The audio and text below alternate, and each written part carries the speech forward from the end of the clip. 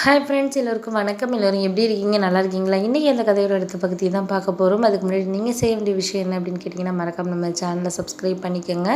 கீழே இருக்க பெல் பட்டனையும் கிளிக் பண்ணுங்கள். அப்போ தான் நான் வீடியோஸ் போட்டோன்னே உடனுக்குடனே உங்களுக்கு நோட்டிஃபிகேஷன்ஸ் வரும். ஸோ மறக்காமல் சேனலை சப்ஸ்கிரைப் பண்ணிவிட்டு வீடியோ பாருங்கள் ஃப்ரெண்ட்ஸ். வாங்க நம்ம கதைக்குள்ளே போகலாம். அதுக்கப்புறம் ஒரு சில காரணங்களால் அந்த நோயிலிருந்து அப்பாவுக்கு வெளியே வர முடியாத ஒரு சூழல் வந்துச்சு. நாங்கள் எவ்வளோ தான் பணத்தை செலவு பண்ணாலும் காசு தான் செலவாகுதே தவிர, ஆனால் அப்பாவால் அந்த இதுலேருந்து மீண்டு வர முடியுங்கிறது எங்களால் சொல்ல முடியாத விஷயமாக தான் டாக்டருங்க சொன்னாங்க. அதுக்கப்புறம் இப்படி இருந்ததுனால வீட்டில் ஒரு நிம்மதியே இல்லாத மாதிரி இருந்துச்சு. ஏன்னா அப்பாவுக்கு இந்த மாதிரி அப்படிங்கிறதுனால யாருக்குமே நிம்மதி இல்லாத மாதிரி தானே இருக்கும். அதே மாதிரி தான் எனக்கும் எங்கள் வீட்டில் எல்லாருக்கும் இருந்துச்சு. எனக்கும் ஒரு படிப்பில் கவனம் செலுத்த முடியல. நான் காலேஜ் செகண்ட் இயர் படிச்சுக்கிட்டு இருந்தேன். படிப்பில் ஒரு கவனம் செலுத்த முடியல. ஏன்னா எப்போ பார்த்தாலும் வீட்டில் அம்மா எப்போ பார்த்தாலும் அழுதுகிட்டு இந்த மாதிரி இப்படியே இருக்கிறதுனால அதை பார்த்ததுனாலே எனக்கும் படிக்கிறதுக்கான ஒரு இன்ட்ரெஸ்ட்டே இல்லாத மாதிரி தான் போயிட்டு இருந்துச்சு. சரி, ஓகே அப்படின்னு சொல்லிட்டு நாங்கள் இருந்த சூழ்நிலையில் சரி எல்லாமே ஓரளவு பணம்லாம் செலவு பண்ணியாச்சு. அப்பாவே சொல்லிட்டாரு, இதுக்கு மேலே நம்ம பணம்லாம் நீங்கள் செலவு பண்ண வேண்டாம். ஏன்னா பொண்ணு கல்யாணத்துக்காக நம்ம சேர்த்து வச்ச நகையெல்லாம் விற்று நம்ம செலவு பண்ணிகிட்டு இருக்கோம். அதனால் நாளைக்கு அவளோட ஃப்யூச்சரை பார்க்கணும் அப்படிங்கிற இப்படி சொல்லிகிட்டு இருந்து அவர் ரொம்ப கவலைப்பட்டார். நான் உடனே சொல்லிட்டேன், எனக்கு கல்யாணம் அதெல்லாம் வேணாம்ப்பா, எனக்கு நீங்கள் திரும்பி வந்தால் போதும், அதுதான் எங்களுக்கு நீங்கள் தான் ஒரு பெரிய விஷயமே வாழ்க்கையில் அப்படின்னு மாதிரி சொன்னேன். ஏன்னா அப்பா ரைஸ் மில்லில் தான் ரொம்ப வருஷமாக வேலை பார்த்து தான் எங்கள் எல்லாரையுமே காப்பாற்றினாரு.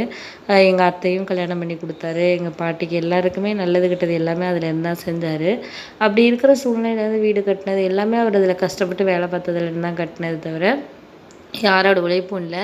அண்ணன் வெளிநாட்டுக்கு போய் இப்போ 2 வருஷம்தான் ஆகுதுங்கிறதுனால அந்த போன கடனை எல்லாத்தையுமே கொடுத்துட்டு இப்போ தான் நாங்கள் குடும்பம் கொஞ்சம் நல்லா வரலாம் அப்படின்னு யோசிக்கிறப்ப தான் இந்த மாதிரி ஒரு அப்பாவுக்கு இந்த மாதிரி ப்ராப்ளம் இருக்குது, நடக்க முடியாது அப்படி இப்படிங்கிற மாதிரியான சில விஷயங்கள் வந்ததுக்கப்புறம் நாங்களும் கிட்டத்தட்ட ஒரு 7-8 மாதம் எல்லா ஹாஸ்பிட்டல்லையும் காமிச்சோம். அதுக்கப்புறம் ஒருத்தவங்க சொன்னாங்க, இது மாதிரி கேரளாவில் அந்த வைத்தியம் கண்டிப்பாக பார்த்தீங்கன்னா கண்டிப்பாக சரியாகும். ஏன்னா நம்ம வீட்டுக்கு பக்கத்தில் ஒருத்தருக்கு அந்த மாதிரி சரியாயிருக்கு அப்படின்னு சொல்லிட்டு எங்கள் சித்தி சொல்லிகிட்டு இருந்தாங்க. அதாவது அவங்களுக்கு சித்தியோட ஹஸ்பண்டோட சொந்தக்காரங்கள யாருக்கோ ஒருத்தருக்கு எங்கேயுமே முடியலைன்னு சொல்லிட்டாங்க. முடியாதுன்னு சொன்னதுக்கப்புறம் கேரளா அழைச்சிட்டு போய் 2 மாதம் தான் ட்ரீட்மெண்ட் கொடுத்தாங்க.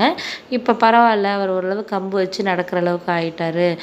இப்போ அந்த மருந்து மாத்திரை சாப்பிட்டா மட்டும் போதும், 6 மாதத்துக்கு ஒரு தடவை போயிட்டு இங்கே காமிச்சிட்டு இருந்தால் மட்டும் போதும், எந்த ஒரு பிரச்சனையும் இல்லைன்னு சொல்லிட்டாங்க அப்படிங்கிற மாதிரி சொன்னோன்னே சரி ஓகே அப்படின்னு சொல்லிட்டு எங்களுக்கு ஒரு நம்பிக்கை இருந்துச்சு. ஏன்னா அவங்க சொல்கிறாங்களே அப்படின்னு சொல்லிட்டு எனக்கு ஒரு நம்பிக்கை இருந்துச்சு. சரின்னு சொல்லிட்டு நானும் அதுக்கப்புறம் போகிறதுக்கு ஆரம்பித்தோம். அதுக்கப்புறம் கொஞ்சம் நேரம் ஆக ஆக எங்கள் வீட்டில் எல்லாருமே பேசி முடிவெடுத்துட்டாங்க. சரி, நீ சித்தி வீட்டில் தங்கி ஒரு 2 மாதத்துக்கு காலேஜ் போமா, நான் அப்பாவை அழைச்சிட்டு போயிடுறேன், நான் அப்பா சித்தப்பா 3 பேரும் போகிறோம் அப்படிங்கிற மாதிரி சொன்னாங்க. சரி, எனக்கும் அதான் நல்லதுன்னு பட்டுச்சு. சரி, அப்பாவோட ஹெல்த்து தான் முக்கியம், நம்ம சித்தி வீட்டிலேருந்து போய்க்கலாம் அப்படின்னு சொல்லிட்டு அப்புறம் சித்தி வீட்டிலேருந்து தான் நானும் காலேஜ் போகிறதுக்காக என்னோடய திங்ஸ் எல்லாம் எடுத்து வச்சுக்கிட்டு இருந்தேன். அப்பா என்கிட்ட பேசினார்.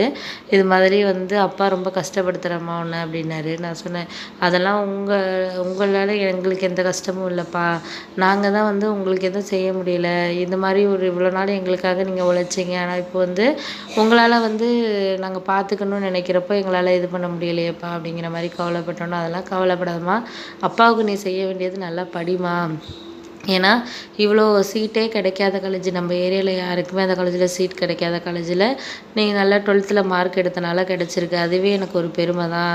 அந்த காலேஜில் நல்லா படித்து நீயும் ஒரு கேம்பஸ் இன்டர்வியூவில் செலக்ட் ஆகி நல்லபடியாக ஒரு வேலைக்கு போனேன்னா அதுதான் அப்பாவுக்கு பெருமை அப்படிங்கிற மாதிரி சொன்னார்.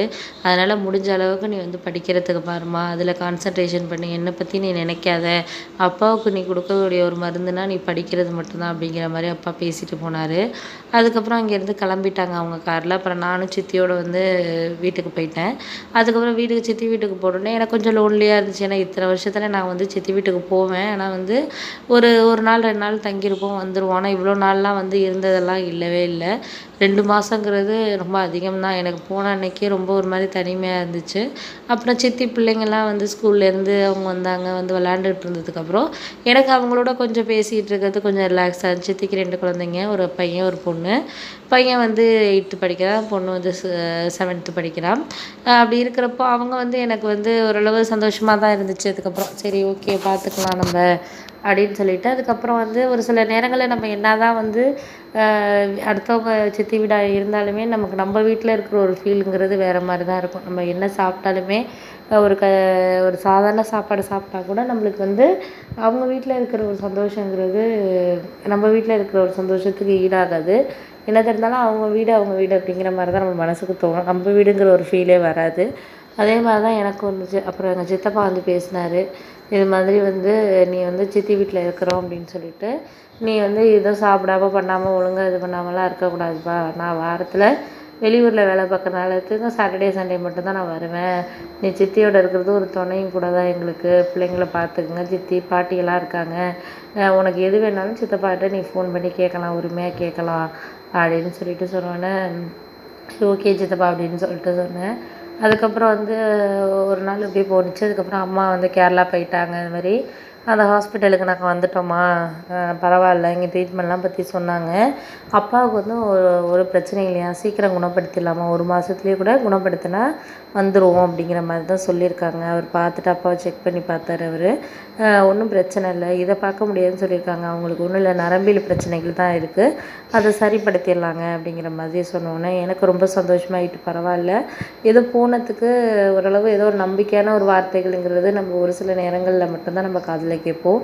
அது எல்லாராலும் நம்மளுக்கு கொடுக்க முடியாது. ஒரு சில நபர்களால் மட்டும்தான் நம்மளுக்கு வாழ்க்கையில் நம்பிக்கைங்கிற ஒரு விஷயத்தை கொடுக்க முடியும். அது மாதிரி அன்னைக்கு அம்மா சொன்ன வார்த்தைன்னு எனக்கு ரொம்ப ஒரு சந்தோஷத்தை வந்து எங்கள் அப்பா சரியாயிட்டாரு